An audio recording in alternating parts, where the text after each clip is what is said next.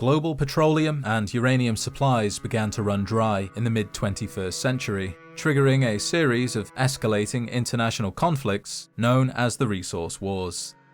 As energy resources disappeared, global trade collapsed and diplomacy gave way to force, as nations competed aggressively for the last remaining oil fields, uranium deposits, and supply routes. For the United States, Alaska became increasingly vital, as the Alaskan oil pipeline represented one of the last significant domestic energy sources still under their control. By 2059, the United States had heavily fortified Alaska, anticipating a potential Chinese assault across the Bering Strait. Soldiers stationed in the frozen north often struggled to maintain morale, enduring months of sub-zero temperatures, endless blizzards, and relentless isolation that tested both their body and spirit. Around this time, China discovered a large deep-sea oil deposit in the Pacific Ocean, a boon in these difficult times. However, the site was later sabotaged, and China accused US Special Forces of carrying out the attack.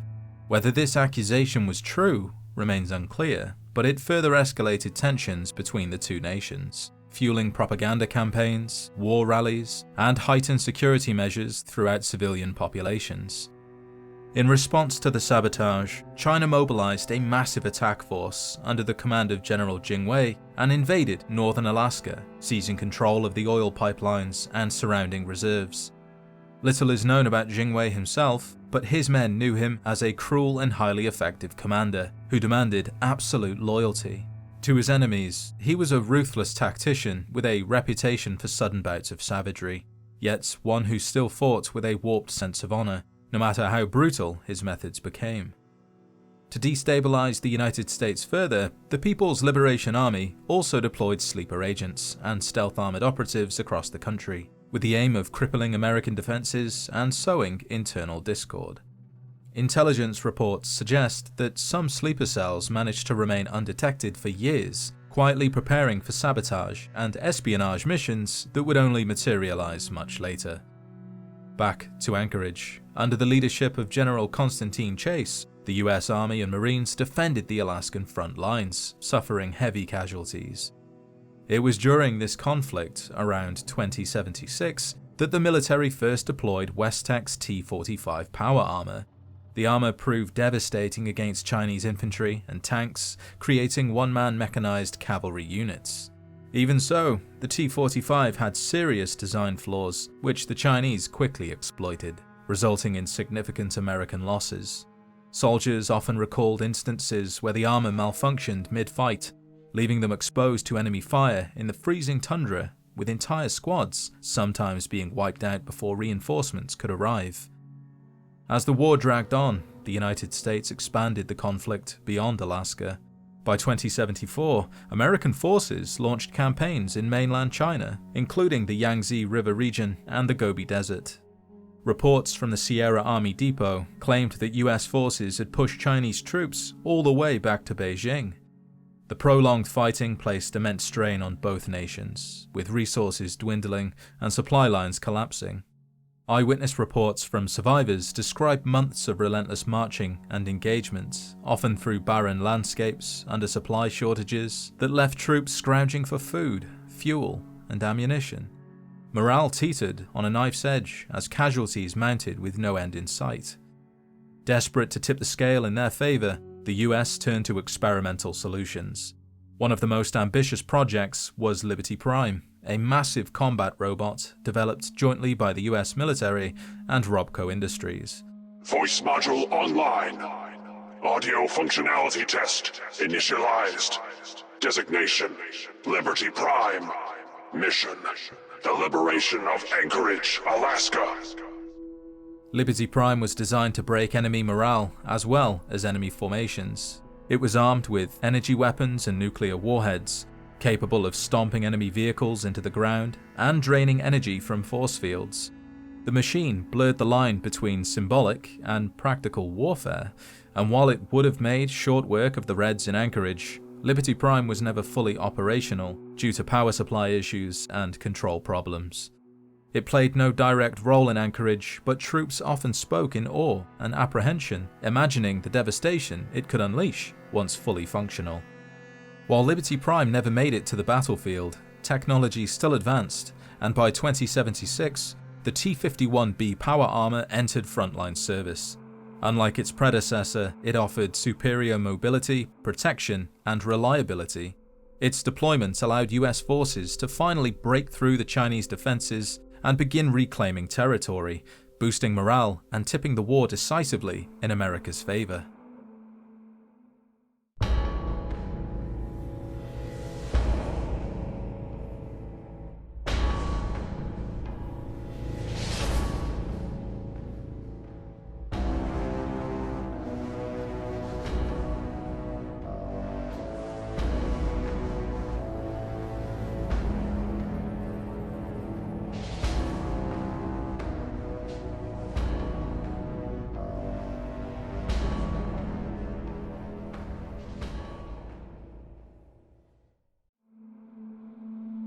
The Anchorage campaign saw the deployment of numerous other experimental and unconventional weapons. Deathclaws, bioengineered super soldiers, were deployed in limited numbers, shocking both American and Chinese troops, although not many lived to talk about their encounter with the creatures. There were Gauss rifles, firing microfusion-powered projectiles, prized for their stopping power, while vertibird prototypes and military airships were deployed in limited roles. The enemy also had their own projects and technology.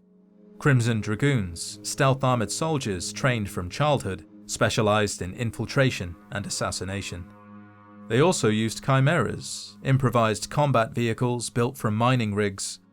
And then there were the Spider drones, mobile landmines dropped from bombers capable of walking into trenches, sometimes without being seen, before detonating. Soldiers and scouts reported unnerving encounters with these weapons, which often seemed almost otherworldly amid the snowy Alaskan terrain. The Alaskan reclamation operation combined their new technologies with coordinated US tactics. Intelligence gathering, sabotage of Chinese artillery, disruption of supply lines, and trench assaults formed the backbone of the campaign.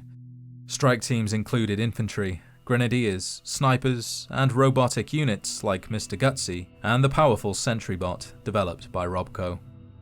In response to some of these weapons, the Chinese forces deployed electromagnetic pulse fields around key defensive positions.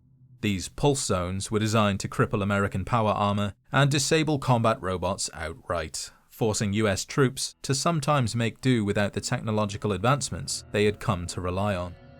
Casualties were staggering, not only from enemy fire, but also from the harsh Alaskan winters, failed equipment, and high-risk operations. For over a decade, soldiers fought in freezing trenches, often knowing that each assault could be their last. Veterans would later speak of camaraderie forged in frostbite, while letters sent back home were rarely received, intercepted, or lost before they could reach their loved ones. Supplying the Alaskan front required transporting massive quantities of troops and equipment through Canada. Although the Canadian government had initially allowed this, public resistance grew quickly. By 2072, widespread riots erupted in Canadian cities, and after nearly a decade of logistical pressure and pipeline sabotage attempts, the United States had had enough and annexed Canadian provinces. By the conclusion of the battle in 2077, Canada's sovereignty had effectively been dissolved, and US supply lines to Alaska were secure. By the end of it all, US forces launched a desperate push towards the station powering the pulse fields. Fighting through entrenched defenses and constant bombardment from artillery, American troops managed to shut the system down, rendering the pulse mines useless. With the barrier gone, US forces, wearing power armor, surged forward in a final, brutal assault on the enemy command center. It was here, after years of attritional warfare and staggering losses, they finally broke through to the heart of enemy resistance, where General Jingwei was ultimately killed, paving the way for the long-awaited liberation of Anchorage.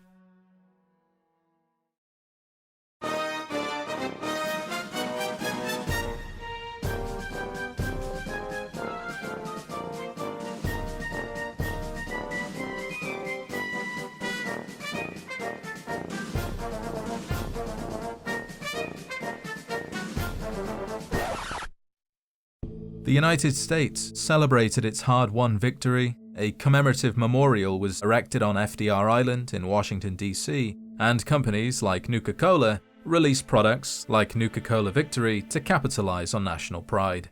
Peace talks between the United States and China were held in Anchorage, raising hopes that the long war for resources might finally be over, while many in the defense industry, including Voltec, grew uneasy at the prospect of peace. However, the negotiations ultimately failed. The president disappeared from public view, issuing no official comment, which only increased the public's fears of instability. Public sentiment was a mixture of pride and worry, as many Americans wondered whether the sacrifices made in Alaska had truly secured a lasting peace, or merely delayed the nation's reckoning.